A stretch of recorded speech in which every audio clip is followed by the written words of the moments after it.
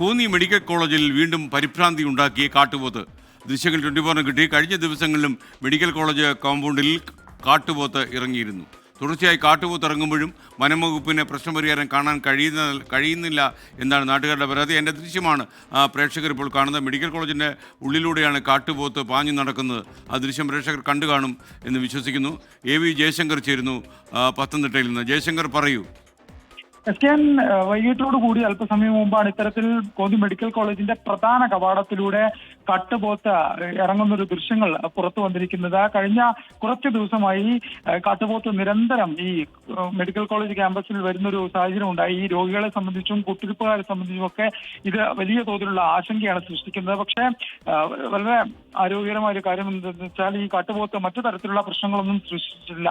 ആളുകൾക്കുൾപ്പെടെ മറ്റ് പ്രശ്നങ്ങളൊന്നും ഇതുവരെ ഉണ്ടാക്കിയിട്ടില്ല. പക്ഷേ അപ്പോഴും തുടർച്ചയായി കാട്ടുപോത്ത് ഇറങ്ങുമ്പോഴും വനം വകുപ്പിന് ശാശ്വതമായ ഒരു പരിഹാരം കാണാനാകുന്നില്ല എന്നാണ് നാട്ടുകാരുടെയും ഒപ്പം ഈ ആശുപത്രിയിലേക്ക് വരുന്ന രോഗികളുടെയും മറ്റും ആക്ഷേപം. എന്തായാലും ഇറങ്ങിയ കാട്ടുപോത്ത് അല്പസമയത്തിനകം തന്നെ തിരിച്ച് കാട് കയറുന്ന ഒരു പ്രതീക്ഷയാണ് ഈ ഹോസ്പിറ്റലിലുള്ള ആളുകൾക്കൊക്കെ ഉള്ളത്. കാരണം പതിവായി ഇത്തരത്തിൽ ഇറങ്ങുന്ന കാട്ടുപോത്തുകൾ ഈ മെഡിക്കൽ കോളേജ് കോമ്പൗണ്ടിലെ പുല്ലും മറ്റും ഭക്ഷിച്ച ശേഷം തിരിച്ച് കാട് കയറുന്നതാണ് ഒരു പതിവ്. എന്തായാലും ഈ മെഡിക്കൽ കോളേജിന് സമീപത്ത് തന്നെയാണ് ഇത്തരത്തിൽ വനമേഖല ഉള്ളത്. അതുകൊണ്ട് തന്നെ അല്പസമയത്തിനകം തന്നെ കാട്ടുപോത്ത് തിരിച്ചു പോകുമെന്നാണ് നാട്ടുകാരുടെ പ്രതീക്ഷ. എന്തായാലും നിലവിൽ ഈ കാട്ടുപോത്ത് വലിയ തോതിലുള്ള പരിഭ്രാന്തി ആളുകളിൽ സൃഷ്ടിക്കുന്നുണ്ട്. എന്തായാലും വനംവകുപ്പ് ഒരു പരിഹാരം കാണണമെന്നാണ് നാട്ടുകാർ ആവശ്യപ്പെടുന്നത്. എസ്കെൻ, okay, thank you. Konni medical കോളേജിൻ്റെ ഉള്ളിലേക്ക് കാട്ടുപോത്ത് കയറി ചെന്നു എന്നാണ് നമുക്ക് കിട്ടിയ വിവരവും.